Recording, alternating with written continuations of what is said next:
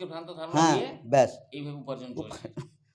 তো আজকে হোক, ঠিক আছে, লক্ষ্মী পুজো নিয়ে আজকে যে কথাটা হলো, তো আমাদের লক্ষ্মী কথার অর্থ হচ্ছে লক্ষ্য দৃষ্টি, সঠিক লক্ষ্যে আমাদের পৌঁছানো। সঠিক চিন্তা ভাবনার দিকে আপনারা এগিয়ে যান, দেখবেন আপনাদেরই লক্ষ্মী লাভ হবে। সত্যি সত্যি যদি আমরা চিন্তা ভাবনা করে বিচার করে দেখি, তাহলে বাড়িতে আমাদেরও এত অশান্তিও থাকবে না। একদম একদম একদম। লক্ষ্যটা যদি আমাদের স্থির স্থির থাকে। থাকে, আমাদের লেখাপড়া, আমাদের সুচিন্তিত মতামত, বিচার বিবেচনা যদি আমরা করতে থাকি, আমরা একটা সুশীল সুন্দর সমাজ গড়তে পারবো। এতেই আমরা সুন্দর সমাজে সবাই অংশীদার হব। আগামী প্রজন্মকে যে আমরা নিয়ে এসেছি, তারাও একটা সুন্দর সমাজ পাবে আমাদের কাছ থেকে।